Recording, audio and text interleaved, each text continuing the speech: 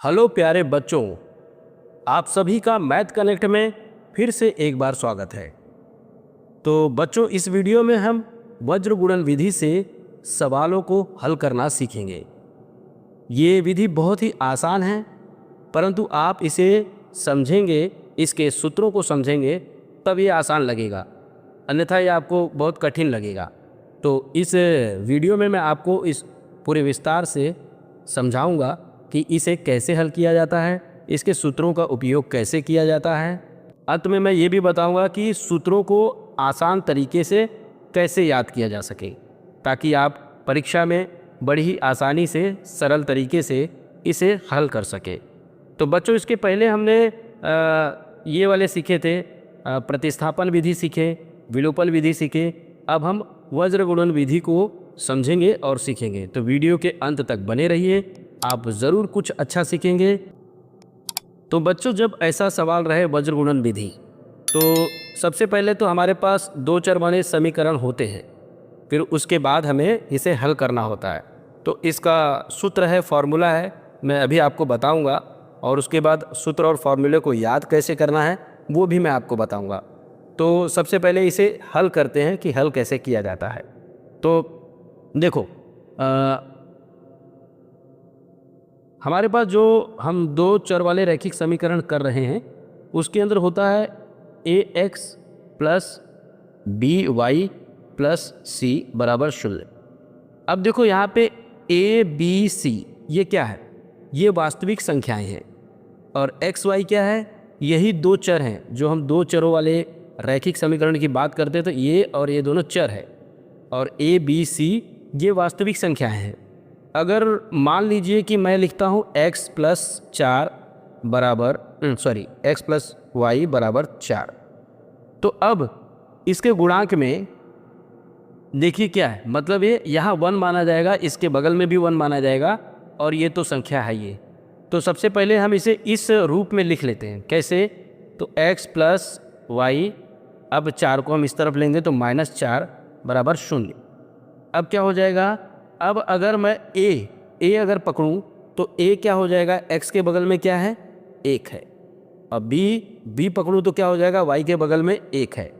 अब c पकड़ूं तो क्या हो जाएगा? c 4 है। लेकिन ध्यान रहे, जब हम 1 पकड़ रहे हैं तो हमें उसके साथ साथ उसका चिन्ह भी पकड़ना है। तो यहाँ पर प्लस था इसलिए मैंने 1 लिखा, यहाँ पर भी प्लस है इसलिए मैंने 1 लिखा। अब यहाँ पर 4 है लेकिन यहाँ माइनस है, तो ये बड़ा ज़रूरी है, बहुत महत्वपूर्ण है। अगर आप चिन्हों को नहीं लिखेंगे तो आपका गलत होने का चांसेस बढ़ जाता है। तो चिन्ह को बड़े ध्यान से लिखिए, ठीक है। मान लीजिए कि मैं एक और समीकरण लिखता हूँ, x माइनस 3y बराबर 10। तो अब हम इसे कैसे लिखेंगे? पहले तो हम इसको बराबर किस तरफ ले लेते हैं, x माइनस 3y, ये माइनस हो जाएगा, इस तरफ आया। तो अब हम क्या लिखेंगे? a बराबर क्या हो जाएगा? इसके गुणांक में क्या है? 1 है, 1। फिर उसके बाद b क्या हो जाएगा? b हो जाएगा -3। अब क्या हो जाएगा? c हो जाएगा -10। तो हमें a b c यही तीनों हमें पहले निकाल लेना है, और ये निकालना बहुत ही आसान है। उम्मीद है कि अब तक आप समझ गए होंगे a b c निकालना।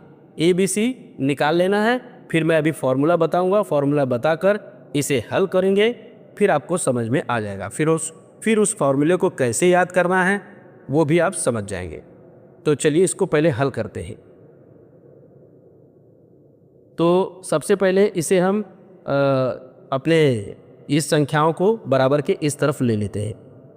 तो हल 8x प्लस 5y माइनस 9 बराबर 0, 3x प्लस 2y माइनस 4 बराबर 0। ये हमारा 1 नंबर है, ये हमारा 2 नंबर है। अब हम a b c निकाल लेंगे। तो a बराबर क्या हो गया? 8 पहले वाले में, फिर उसके बाद b बराबर क्या हो गया? 5, फिर c बराबर क्या हो गया? -9। अब दूसरे वाले में क्या है? a बराबर 3, b बराबर 2, c बराबर -4। अब हमारा समीकरण नंबर 1 है, तो हम सब में 1 1 लगा देंगे, A1 B1 C1। अब ये 2 है तो A2 B2 C2। बस इसी तरह हमें हर एक सवाल में जब वज्र गुणन विधि आए तो सबसे पहले A1 B1 C1 A2 B2 C2 इन सभी का मान लिख लेना है और वो मान हमें सवाल में ही मिलेगा, कोई इसमें हल करने की ज़रूरत नहीं है। हाँ, अगर बराबर के उस तरफ है संख्या तो बस उसको बराबर के इस तरफ ले लेना है, यानी कि उसे बराबर के बाएं पक्ष में ले लेना है। तो अब हम फॉर्मूला लिख कर उसे A1 B1 C1 जहाँ भी है उस फॉर्मूले में हमें रख देना है। तो फॉर्मूला क्या है, तो फॉर्मूला मैं फटाफट लिख देता हूँ।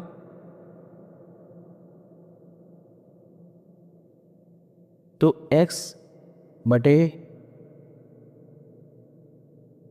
B1 C2 minus B2 C1 फिर बराबर y बटे C1 A2 minus C2 A1।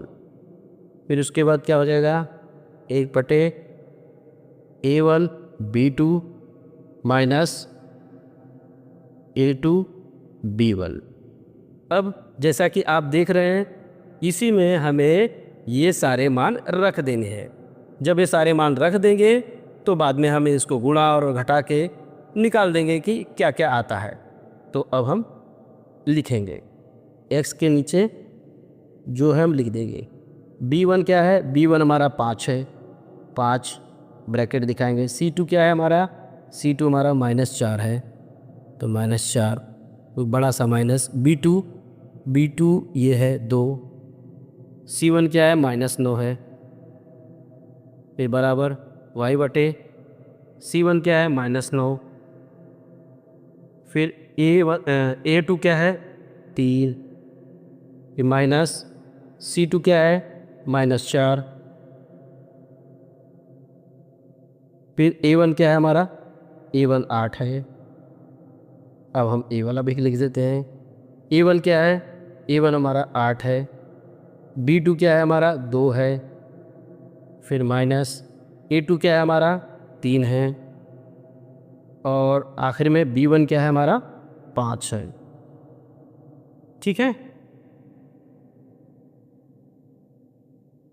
अब हम इसे हल कर लेंगे। x बटे इसको हल करेंगे तो 5 चौक 20, यहाँ माइनस है यहाँ प्लस है तो माइनस आएगा 20। अब ये माइनस है तो और इनका गुणा करेंगे 9 दूना 18, ये माइनस का इसके साथ भी गुणा होगा तो प्लस हो जाएगा 18। फिर उसके बाद y का कर देंगे तो ये हो जाएगा 9 त्रिक 27 और माइनस का चिन्ह लग जाएगा। फिर उसके बाद यहाँ भी माइनस है यहाँ भी माइनस है तो प्लस हो जाएगा और 8 चौक 32। फिर हो जाएगा हमारा 1 बटे 8 दूना 16 माइनस इन दोनों को करेंगे। अब इसमें दोनों माइनस ही है तो ये माइनस ही आएगा तो 5 × 15। अब इसे हल कर लेंगे, x बटे हो जाएगा। अब इसे घटाइए तो ये 20 में से 18 जाएगा तो 2 बचेगा और चिन्ह बड़े वाले का लग जाएगा। फिर ये हो जाएगा y बटे, इसमें भी घटेगा तो हो जाएगा 5, चिन्ह बड़े वाले का यानी कि इसका लगेगा। 32 में 27 घटाए तो 5 आया। अब 1 बटे 1 घट जाएगा तो इतना बचेगा। अब क्या होता है, अब इसको हम इसके साथ कर देंगे और इसको हम इसके साथ कर देंगे, यानी कि x वाले को 1 के साथ और मतलब लास्ट वाला जो रहता है A1 x वाले को 1 के साथ किया जाता है, y वाले को भी 1 के साथ किया जाता है। तो हम लिखेंगे x बटे -2 बराबर 1 बटे 1 लिखो या 1 लिखो यही। फिर उसके बाद y बटे 5, चलो इसमें 1 बटे 1 लिख देते हैं। अब इसे करेंगे तो x बराबर क्या हो जाएगा, इस तरफ जाएगा गुणा हो जाएगा तो -2 और y बराबर क्या हो जाएगा, 5 उधर जाएगा तो 5 हो जाएगा। तो हमारा x और y का मान आ गया है ना। बहुत ही आसान है, सिर्फ आपको ये जो सूत्र है, ये जो फॉर्मूला है उसे याद करना है। तो मैं उसे अभी आपको समझाता हूँ कि कैसे याद करना है। बहुत ही सिंपल है, बताता हूँ। देखो मान लीजिए हमारे पास एक सर्कल है, सर्कल बनाता हूँ।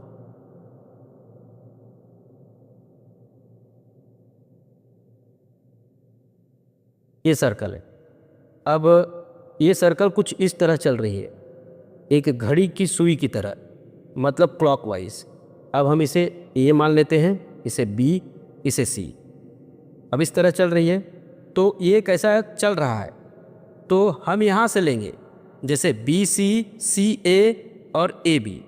तो पहले समझो हम बी सी लिए, फिर आता है सी ए, फिर आता है ए बी। बस यही चीज़ है, यही चीज़ हमारे फॉर्मूले में भी आएगा। देखो कैसे आएगा, अभी करता हूँ मैं। अब यही है, हम शुरू कहाँ से करेंगे, बी सी। तो हम लिखेंगे B C minus B C, ठीक है। अब हम इसमें करते हैं एक्स वाई, वाई हो जाएगा सी A minus C A, C A minus C ए। अब हो जाएगा 1 का करते हैं, हो जाएगा A B minus A B, A B minus A B. अब इतना तक समझिए आप कि पहले बी सी, फिर सी ए, फिर ए बी, इतना आप समझ गए। B C minus B C A minus C A B minus A B. अब इसमें एक चीज़ याद रखो कि 1 आएगा, 2 आएगा, 2 आएगा, 1 आएगा, मतलब 12 21, 12 21, 1 2 2 1, 1 2 2 1 हो गया हमारा। अगर आप देखना चाहेंगे तो देखो सवाल में वही था, देखो B C C A B 1 2 2 1 1 2 2 1 1 2 2 1। देखो हमने उसी सूत्र से, उसी फॉर्मूले से हमने हल किए, और उसे निकालना कैसे है तो मैंने आपको बता दिया है, बहुत ही सिंपल है। बस इस सर्कल को याद रखिए कि ये सर्कल ऐसा घड़ी की तरह चलेगा। ए बी सी है तो हम बी से चालू करेंगे, B C A B, B C A B, फिर B C minus B C A minus C A और A B minus A B, और 1 2 माइनस 1 2 1, फिर 1 2 2 1 1 2 2 1। तो बच्चों मुझे लगता है कि आप लोगों को अब समझ में आ गया होगा। बहुत ही आसान है याद करना, बहुत हार्ड नहीं है, आप समझ गए होंगे। तो बच्चों अगर आप समझ गए हो गए तो कृपया इसे लाइक कर देना, दोस्तों के साथ ज़रूर शेयर करना, जिन्हें न आता हो शायद वो भी सीख जाएं।